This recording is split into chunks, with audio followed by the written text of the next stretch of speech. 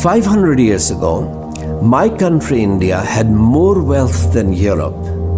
Then suddenly, some countries began to overtake us. What happened? It is tempting to credit the West's success to greed and guns, germs and steel. These did play a role. A responsible analysis, however, cannot overlook the impact of the Protestant Reformation. Economics has become such a complicated subject today that it is difficult for many to understand a simple secret of the West's progress. That secret was a woman, Mrs. Catherine Luther. Catherine von Bora was a runaway nun who married a monk, Martin Luther. She began the change that sociologist Max Weber discussed in his classic The Protestant Ethic and the Spirit of Capitalism. The newly married nun and monk had no money to buy a house.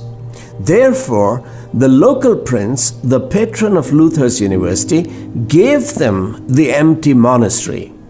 But how was Katie to maintain a large house on a professor's meager salary? She turned her home into a paying guest house for university students. That required her to feed 30 to 40 people every day. How do you feed so many people? Katie started growing her own fruit and vegetables. Then she turned her home into an animal farm. The money she saved was invested in a second, third, and fourth piece of land. One of them had a creek flowing through it. Katie turned that creek into a fish pond. By 1542, the Luthers owned more real estate in Wittenberg than any other citizen. As soon as she bought land, Katie began developing it. Farms needed buildings for agriculture as well as for housing her employees. So Katie became a builder. Back then, cities did not provide clean drinking water. Therefore, Katie ran a brewery. One can still buy Luther beer in Wittenberg. Martin taught Bible's work ethic. Katie practiced it. Had Martin Luther followed the Buddha as his guru, he would have remained a religious ascetic, begging for his food. But Luther followed the Bible. It condemned laziness as sin. God's commandment, "You shall not covet," meant that people must create wealth. The eighth commandment, "You shall not steal," meant that every person had a right to his property. While the state was responsible for protecting a citizen's property, the family and church were responsible for producing citizens that would not steal a neighbor's produce. I grew up in North India.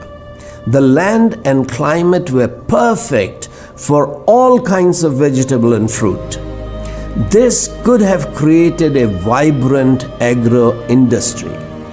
But the average peasant did not grow them because the upper caste men would come to his farm in broad daylight to help themselves to his produce. If he left his wife to protect his farm, she would be raped. Had Katie lived in the Soviet Union, she would have had no motivation to buy lands and develop them. Because atheism does not believe that "you shall not steal" is God's command. That gives the powerful the right to take over your land. Catherine Luther did much more than feed a few dozen students. Every day, Katie helped her husband disciple Germany's future spiritual and intellectual leaders. She transmitted to German pastors the Bible's spirit of economic enterprise, the art of making money with whatever little you have. At dinner, the boys would often ask her husband questions and they would take notes. These discussions applied the Bible to everyday life, including to the economic life of ordinary families. These were published as Martin Luther's Table Talks. They enabled scholars such as Max Weber to understand how Luther's exposition of the Bible created Europe's spirit of capitalism and economic progress.